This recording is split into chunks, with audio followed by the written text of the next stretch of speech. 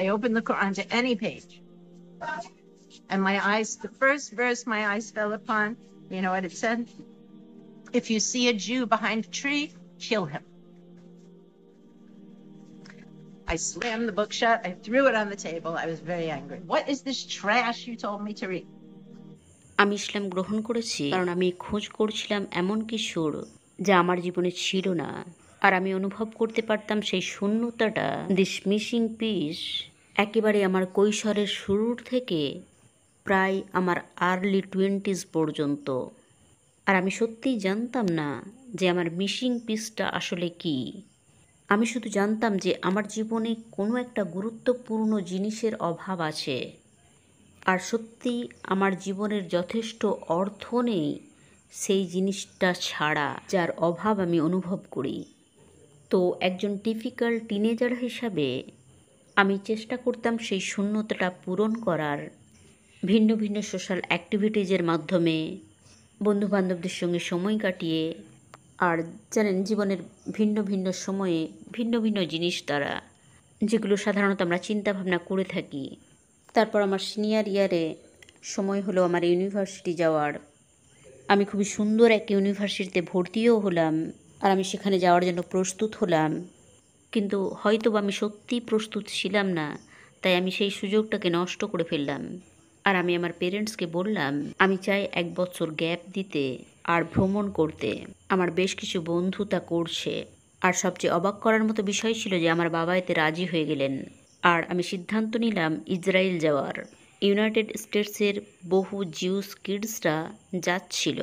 তারা যাচ্ছিল 1 বছরের জন্য। এটা ছিল এক প্রকার হেরিটেজ টাইপ ট্রিপ, আসলেই নিজের শিকড়ের খোঁজে যাওয়া, এই ধরনের বিষয়। তো আমি সেখানে গেলাম, আর সেখানে আমি থাকছিলাম কিবিউটজে পৃথিবীর ভিন্ন ভিন্ন স্থান থেকে আসা মানুষদের সঙ্গে। এটা ছিল সত্যি সত্যি গ্রেট এক্সপিরিয়েন্স। আর ঘুরে বেড়াচ্ছিলাম গোটা দেশটা। আর সত্যি আমার ভালো লাগছিল কিবিউটের এই কমিউনাল ফার্ম লাইফটা আর এই কমিউনিটির আইডিয়াটা। আর তারপর আমি ভাবতে শুরু করলাম যে সত্যি আমার ইউনিভার্সিটি যাওয়ার প্রয়োজন নেই, কেন আমি জাস্ট এখানেই থেকে যাই না।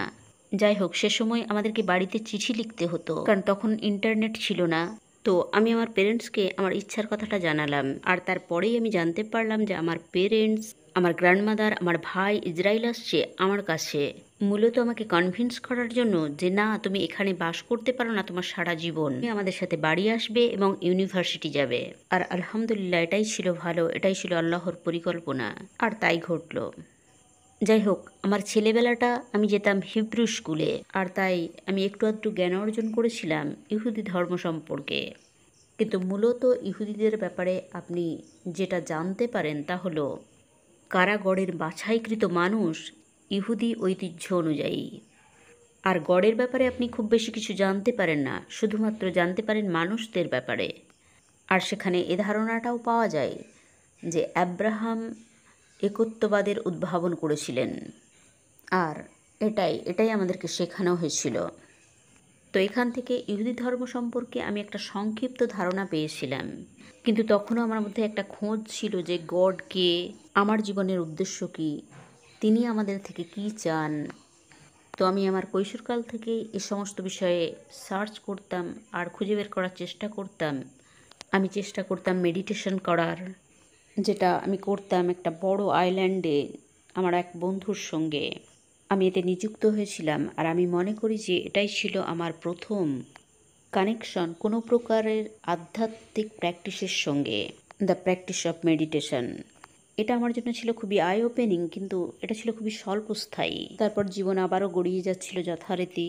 আসলে আমি শুরু করে দিয়েছিলাম আমার জীবনের অর্থ খোঁজার, তো আমি জানতাম না যে এটা কোথায় খুঁজে পাওয়া যাবে। তাই একজন টিপিক্যাল টিনেজার হিসাবে আমি খুঁজে বেড়াচ্ছিলাম এটা আমার বন্ধুদের মাঝে, বিভিন্ন ধরনের অ্যাক্টিভিটিসের মধ্যে, যা কিছুই আমি করতাম। এই পর্যায়ে সাধারণত সবাই যেটা করে আমিও তাই করতাম, নিজের পড়াশোনা নিয়ে চিন্তা ভাবনা করা, নিজের স্কুল নিয়ে চিন্তা ভাবনা করা। কিন্তু তা সত্ত্বেও তার মাঝে আমার একটা অভাব অনুভব হতো। আর তারপর একদিন আসলেই আমি আমার মাকে জিজ্ঞাসা করলাম, আসলে আমি আমার মমের সঙ্গে বসেছিলাম কারের পিছনের সিটে, আর আমি আমার মমকে জিজ্ঞাসা করলাম, বললাম মম, আমরা যে জীবনযাপন করছি এটাই কি সব কিছু? আর তিনি বললেন, তুমি কি বলতে চাইছো? তারপর আমি বললাম যে আমি একজন ভালো স্টুডেন্ট, এরপর ভালো কলেজে ভর্তি হওয়ার চেষ্টা করব, তারপর নিজের কেরিয়ার গড়ার চেষ্টা, তারপর বিয়ে করা, ইত্যাদি ইত্যাদি। কিন্তু এটা তো এই জীবনের বিষয়। আর যদি এটাই হয় সব কিছু, এমন জীবন আমি চাই না। আমি নিশ্চিত যে আমি এমন জীবন চাই না। আর আমি সত্যিই এমনটাই ভাবতাম। আর তখন আমার বয়স মাত্র 12-13 বছর। আর তারপর যা ঘটেছিল, আমার মম আমাকে নিয়ে গেছিলেন ডাক্তারের কাছে, কারণ তিনি ভেবেছিলেন something must be wrong with this child. কিন্তু ডাক্তার বলেছিলেন, না না, আপনার বাচ্চার কোনো সমস্যাই নেই। আর আমার ভালো করেই মনে আছে যে তারপর আমার মম গাড়ির আয়না দিয়ে আমার দিকে তাকিয়ে খুব দৃঢ় স্বরে বলেছিলেন, তুমি কি সত্যি সত্যি এই সমস্ত কথা বলছো নাকি আমার সঙ্গে মজা করছো? তো আমি একটু দমে গেলাম, আর আমি বললাম, না না মা, আমি জাস্ট এমনি মজা করছিলাম। Yeah, Mom, I don't really mean it. আরও এক অভিজ্ঞতা হয়েছিল যখন আমি গিয়েছিলাম ইহুদিদের ওয়েলিং ওয়ালে। তো জানেন, এখানে আচারনিষ্ঠ ইহুদিরা যা করতেন, তারা সেই দেওয়ালে নোটস লিখে রাখতেন। আসলে এগুলো হতো ছোট ছোট প্রার্থনা বাণী। আর তারা সেই দেওয়ালের সামনে দাঁড়িয়ে প্রার্থনা করতেন। আর আমি সেখানে দাঁড়িয়ে দাঁড়িয়ে ভাবতাম যে আমি এখানে কিছু তো অনুভব করতে পারছি, কিন্তু সেটা কী তা আমি জানি না। আর তাই আমি যখন ইউএসএ ফিরে এলাম এবং ইউনিভার্সিটিতে ভর্তি হলাম, আমি নিশ্চিত করলাম যে আমি একটা কোর্স করব ওল্ড টেস্টামেন্টের উপর as a part of my course work আমার ফার্স্ট ইয়ারে। কারণ আমি সত্যি ভাবছিলাম যে যে কোনো একটা ধর্মের উপরে আমাকে জ্ঞান অর্জন করতে হবে। কারণ ইসরায়েলে আমার যে অভিজ্ঞতা হয়েছিল, আমি সত্যি কিছু না কিছু একটা অনুভব করেছিলাম, কিন্তু আমি সেটা বুঝতে পারিনি যে কী। তাই আমি জানতে চাইছিলাম যে কেন আমি তা বুঝতে পারিনি। জানেন, ফিলিস্তিন হলো এমন একটা ভূমি যা পবিত্র ভূমি। যখন আপনি সেখানে যাবেন, সেটা আপনি অনুভব করতে পারবেন। প্রফেটসরা হেঁটেছেন এই ভূমির উপর দিয়ে, পিস বি আপন দে মল। তার মধ্যে একজন প্রফেট হলেন মোজেস, যিনি উঠেছিলেন সাইনাই পর্বতে আর গ্রহণ করেছিলেন 10 কমেন্ডমেন্টস আল্লাহ সুবহানাহু তাআলার কাছ থেকে সেই পর্বতের শিখরে। আর জানেন, আমরাও উঠেছিলাম সেই পর্বতে। এটা ছিল সত্যি বিশেষ এক অভিজ্ঞতা। আসলেই আমি বর্ণনা করতে পারবো না যেটা আমার উপর কতটা প্রভাব ফেলেছিল। শুধুমাত্র এই কথা বলা ছাড়া যে এটা খুবই গভীর প্রভাব ফেলেছিল আমার উপর। মধ্যরাত্রিতে এই পর্বতের শিখরে ওঠা, এর শিখরে দাঁড়িয়ে সুন্দর আকাশের দিকে তাকানো, আর সেই উপরে আছে একটা ছোট্ট মঠ। এটা একটা স্থান রিফ্লেকশন অ্যান্ড মেডিটেশনের জন্য, প্রেয়ারের জন্য। আর আমি গিয়েছিলাম সেই ছোট্ট মঠের ভেতরে। আমার মনে নেই আমি সেখানে কি বলেছিলাম, তবে আমার এটা মনে আছে যে আমি এক বিশেষ কিছু অনুভব করেছিলাম। তো এই সমস্ত ছোট্ট ছোট্ট ঘটনা আমার আধ্যাত্মিক বোধকে জাগিয়ে তুলেছিল, এটাই আমি বলতে পারি। তো আমার ছেলেবেলায় ধর্মীয় পড়াশোনা বলতে যা বোঝায় তা ছিল রিফর্ম জুদাইজম। Judaism light. L-I-T-E. আর তাই যখন আমি ইসরায়েল থেকে ফিরে এলাম, ইহুদি ধর্ম সম্বন্ধে আমি আরও বেশি জানতে চাইছিলাম। আর তাই আমি যাওয়া শুরু করলাম একটা জিউস কনজারভেটিভ টেম্পলে, যেটা ছিল নিউ ইয়র্ক সিটিতে, যা ছিল আমার অ্যাপার্টমেন্টের খুবই কাছে। আর সেখানে আমি বেশ কিছু ক্লাস করলাম। আর এই ক্লাসগুলোতেও সেই আবারও জোর দেওয়া হচ্ছিল জিউস মানুষদের ব্যাপারে, গডের ব্যাপারে নয়, বা গডের সঙ্গে মানুষের সম্পর্কের ব্যাপারে নয়, স্রষ্টার ব্যাপারে নয়। আসলেই আমি যে বিষয়ে আগ্রহী ছিলাম, তাই আমি সেই ক্লাসে যাওয়া আবারও বন্ধ করে দিলাম, কারণ এখানে তাই শেখানো হচ্ছিল যা অলরেডি আমার জানা হয়ে গিয়েছিল। আর এটা মোটেও তা ছিল না যার খোঁজ আমি করছিলাম। যাই হোক, যেহেতু আমি ছিলাম স্টুডেন্ট, তাই আমি অনেক সময় কাটাতাম ওয়াশিংটন স্কোয়ার পার্কে। একদিন ওয়াশিংটন স্কোয়ার পার্কে একজন খুবই handsome older African American gentleman আমার দিকে ঘুরলেন আর বললেন যে, আপনি কি গডে বিশ্বাস করেন? আর এই প্রশ্নটা আমার কাছে ছিল totally out of the blue. তাই আমি জাস্ট তার দিকে তাকিয়ে রইলাম, জানেন। আর আমি বললাম যে, ওয়েল, আমি এ বিষয়ে ভাবিনি একটা লম্বা সময় ধরে, তাই আমি এ বিষয়ে ভাবনা চিন্তা করতে চাই। কিন্তু তার এই প্রশ্ন করাটা সত্যিই আমার জন্য যথেষ্ট ছিল নতুন করে এই বিষয়ে ফোকাস করার জন্য বা এ বিষয়ে চিন্তাভাবনা করার জন্য। তো তারপর থেকে আমি সেই পার্কে বারে বারে গিয়েছি। আর সেই আফ্রিকান আমেরিকান মানুষটিও সেখানে থাকতেন সব সময়। তাই আমি সুযোগ পেয়ে গেছিলাম তাকে অনেক বেশি প্রশ্ন করার। যেমন আমি তাকে জিজ্ঞাসা করতাম যে আপনি কিভাবে জানেন যে গড আছেন, আর তিনি উত্তর দিতেন আমার অনেক প্রশ্নেরই তার পক্ষে যা সম্ভব ছিল। আর আমার মনে আছে তিনি বলেছিলেন যে ইউনিভার্স নিজেই একটা খোলা কিতাব, এগুলো গডের সৃষ্টি, দ্য হোল এন্টায়ার ইউনিভার্স। তাই যখন আপনি এগুলোকে দেখবেন এটাই তার অস্তিত্বের প্রমাণ। তো আমি তাকে বহু বহু প্রশ্ন করেছি। তারপর একটা পর্যায়ে গিয়ে তিনি আমাকে বললেন যে আপনার প্রশ্ন ধীরে ধীরে জটিল থেকে জটিলতর হয়ে যাচ্ছে, এগুলোর উত্তর আমার কাছে নেই। তবে আমি আপনাকে বলবো প্লিজ আপনি গিয়ে একটা কোরআন কিনুন, আপনি এর যে কোনো পৃষ্ঠা খুলে দেখুন, আপনি আপনার বেশ কিছু প্রশ্নের উত্তর পেয়ে যাবেন। নিউ ইয়র্ক ইউনিভার্সিটিতে আছে সুন্দর এক লাইব্রেরি। আমি লাইব্রেরিতে গেলাম আর দেখলাম এর অনেকগুলো শেলফেই কোরআনের কপি রাখা আছে, কিন্তু আমার জানা ছিল না যে কোন কোরআনটা আমি বেছে নেব। তো আমি তার মধ্যে একটাকে বেছে নিলাম। সেটা ছিল লাল লেদারের কভার দেয়া, আর তার উপরে সোনালি অক্ষরে কোরআন লেখা ছিল। আর জানেন এটা দেখতে খুবই ইমপ্রেসিভ ছিল। তো আমি তাই করলাম যেমনটা তিনি বলেছিলেন। আমি সেটা নিয়ে লাইব্রেরির একটা টেবিলে বসে পড়লাম, আর আমি র্যান্ডমলি কোরআনের একটা পৃষ্ঠা খুললাম। আর জানেন প্রথম যে আয়াতটির উপর আমার চোখ পড়ল, You know what it said? If you see a Jew behind a tree, kill him. জানেন এতে কি বলা ছিল? যদি আপনি দেখেন একজন ইহুদিকে গাছের পিছনে লুকিয়ে থাকতে, তাকে হত্যা করুন। I slammed the book shut. I threw it on the table. I was very angry. আমি বইটা বন্ধ করে দিলাম আর টেবিলের উপর ছুঁড়ে দিলাম, আর আমি খুবই রেগে গেলাম। আর আমি চলে গেলাম সেই পার্কে মাইকের কাছে, সেই আমেরিকান আফ্রিকান ব্যক্তিটির কাছে, কারণ আমি খুবই রেগে গিয়েছিলাম। কিন্তু আমি সেখানে তাকে খুঁজে পেলাম না বেশ কয়েকদিন, আর আমি ভেতরে ভেতরে রাগে গুমরাতে লাগলাম। আর যখন তার সঙ্গে আমার সাক্ষাৎ হলো, আমি তাকে বললাম যে কি সমস্ত আজে বাজে জিনিস আপনি আমাকে পড়তে বলেছেন। আমি একজন ইহুদি, আর এই কিতাব আমাকে বলছে ইহুদিকেই হত্যা করতে। তো তখন তিনি বললেন যে কোন কোরআন আপনি পড়েছেন। আমি সেই কোরআনের বর্ণনা দিলাম। With the gilt red leather cover, translated in the 1890s, George সেলসের লেখা। তিনি আমাকে বললেন যে জর্জ সেলস হলেন একজন খ্রিশ্চান মিশনারি মিডল ইস্টের, যিনি এই কোরআনটা অনুবাদ করেছেন। তিনি মানুষদের খ্রিশ্চানিটিতে ফিরিয়ে আনতে চান। তিনি ইসলামকেও ঘৃণা করেন আর মুসলিমদেরও ঘৃণা করেন। প্লিজ আপনি মসজিদে যান আর সেখান থেকে একটা কোরআন সংগ্রহ করুন। তো আমি তাই করলাম। আমি গেলাম কাছাকাছি একটা মসজিদে। বাই দ্য টাইম আমি জেনে গিয়েছিলাম যে মসজিদে যেতে গেলে একটু মডেস্ট হতে হয়, তাই আমি পরেছিলাম একটা ইন্ডিয়ান প্রিন্ট লং ড্রেস, আর আমার কাঁধের উপর একটা শল ঝুলিয়ে নিয়েছিলাম। আর যখন আমি মসজিদের কাছাকাছি পৌঁছালাম, দেখলাম সেখানেও একজন আফ্রিকান আমেরিকান জেন্টলম্যান দাঁড়িয়ে আছেন। তিনি গেটে দাঁড়িয়েছিলেন, তিনি ছিলেন একজন সিকিউরিটি গার্ড। তো তিনি আমাকে জিজ্ঞাসা করলেন যে আপনি কি চান। আমি বললাম আমি আসলে এক কপি কোরআন চাই। তিনি বললেন আপনি কি মুসলিম। আমি বললাম না, কিন্তু আমি আগ্রহী। তিনি বললেন মসজিদে যাওয়ার আগে আপনি আপনার মাথাটা ঢেকে নিন। তো আমি আমার শল দিয়ে আমার মাথাটা ঢেকে নিলাম। তারপর তিনি জিজ্ঞাসা করলেন আপনি কি বিবাহিত।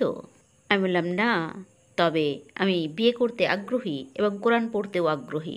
এবার আমি কি ভেতরে যেতে পারি। তো অবশেষে তিনি আমাকে গেট খুলে দিলেন। তিনি দরজা খুলে দিলেন, আর আমি ধীরে ধীরে প্রবেশ করতে লাগলাম। আমি একটা একটা করে পা ফেলছিলাম নিউ ইয়র্ক সিটির ব্যস্ত রাস্তা থেকে অত্যন্ত শান্তিপূর্ণ, নীরব, নিস্তব্ধ এই স্থানে। আমি বসে পড়লাম সুন্দর সবুজ কার্পেটের উপর, আর আমি চারিদিকে তাকিয়ে দেখলাম সেখানে কিছুই ছিল না, শুধুমাত্র কার্পেট বিছানো ছিল। আর এটা ছিল খুবই শান্ত, পিসফুল এনভায়রনমেন্ট। আর আমি জাস্ট অপেক্ষা করতে লাগলাম। কিছুক্ষণ পর একজন নাইস হ্যান্ডসাম মানুষ এলেন। তার মাথাটা ঢাকা ছিল কিছু একটা দিয়ে। তাকে অনেকটা বাংলাদেশি মানুষের মতো লাগছিল। তিনি বসলেন আর জিজ্ঞাসা করলেন, হ্যাঁ সিস্টার বলুন, কী জন্য আপনি এখানে এসেছেন, কোন বিষয় আপনাকে আমাদের এই মসজিদে টেনে নিয়ে এসেছে। তিনি ছিলেন সত্যিই দারুণ মানুষ। আমি বললাম আসলে আমি এক কপি কোরআন নিতে এসেছি। তিনি বললেন ঠিক আছে, আমাদের কাছে ইউসুফ আলীর অনুবাদ কোরআন আছে, এটা খুবই ভালো অনুবাদ। আর অবশ্যই কোরআনকে এক্স্যাক্টলি ট্রান্সলেশন করা যায় না, আপনাকে অবশ্যই মনে রাখতে হবে অরিজিনালি এটা আরবি ভাষায় লেখা, তবে এটা হচ্ছে বেস্ট ট্রান্সলেশন আমাদের কাছে যা আছে তার মধ্যে। তো আমি খুশি হয়ে গেলাম আর সেই কোরআন নিয়ে বাড়ি ফিরলাম, আর আমি তা পড়া শুরু করলাম। আর এটা অন্য কোনো বইয়ের মতো ছিল না যা আমি আগে পড়েছি। আমার মনে হচ্ছিল যেন এর শুরুও নেই আর শেষও নেই। কিন্তু এটার সবচেয়ে বেশি যা আমাকে ইমপ্রেসড করেছিল তা ছিল প্রকৃতি নিয়ে যে সমস্ত ভার্সগুলো ছিল। আফটার অল আমি চাইছিলাম আল্লাহর অস্তিত্বের ব্যাপারে জানতে। আর আমাকে মাইক বলেছিলেন যে এই পুরো ইউনিভার্সটাই একটা খোলা কিতাব, আর আল্লাহ সুবহানাহু তাআলা কোরআনে বর্ণনা দিয়েছেন এই ইউনিভার্সের আর সেই সমস্ত বিষয়ের যা তিনি সৃষ্টি করেছেন। যা কিছুই আমি দেখতে পাচ্ছি আর যা আমি দেখতে পাচ্ছি না, সেই সমস্ত কিছুর যা আমার চারপাশে রয়েছে, এই সমস্ত কিছুর সৌন্দর্য বর্ণনা করা হয়েছে।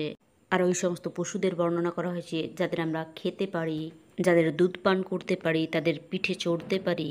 আর মৌমাছিদের বর্ণনা যারা মধু বহন করে নিয়ে আসে। All this verse were just very fascinating to me. যাই হোক, কোরআন পড়ার পর আমি সত্যি বিশ্বাস করতে শুরু করেছিলাম যে ঠিক আছে, একজন সৃষ্টিকর্তা আছেন আর তিনিই সৃষ্টি করেছেন এই সমস্ত সুন্দর জিনিস। আর সত্যিই তিনি আমাকে নিদর্শন দেখাচ্ছিলেন।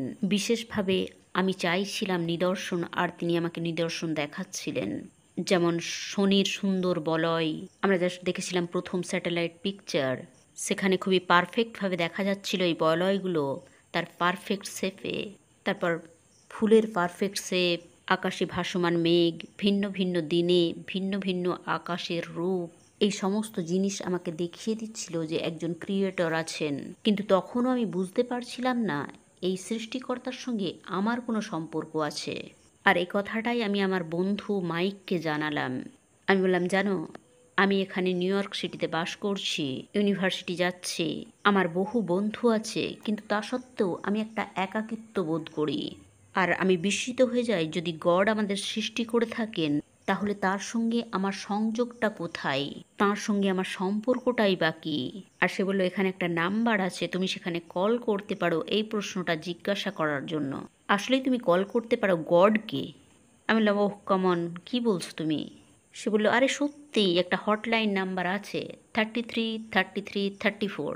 তারপর সে ব্যাখ্যা করে বোঝালো যে তুমি 33 বার সুবহানাল্লাহ, যার অর্থ আল্লাহ পবিত্র, 33 বার আলহামদুলিল্লাহ, যার অর্থ সমস্ত প্রশংসা আল্লাহর, আর 34 বার আল্লাহু আকবার।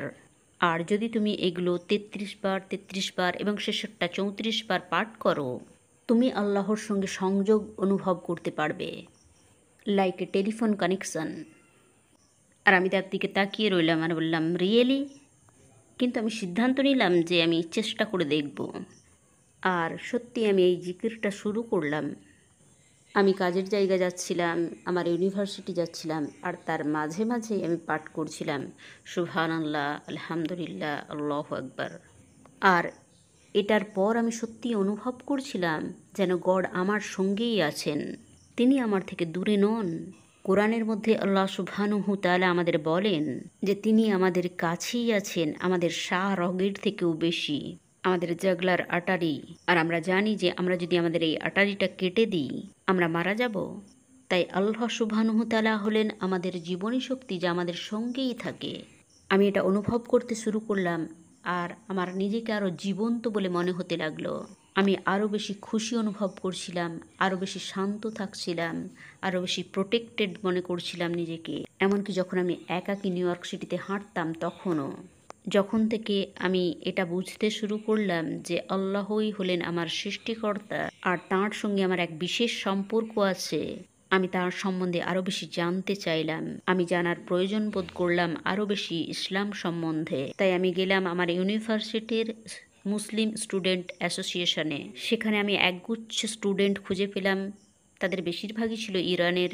আর এই সময়টা ছিল 1978-79 সাল, আর এটা ছিল ইরানিয়ান অভ্যুত্থানের শুরু। আর এই ইরানিয়ান স্টুডেন্টরাই আমেরিকান এম্বাসিকে হস্টেজ করেছিল। আর এটা আমার কাছে ছিল অবিশ্বাস্য।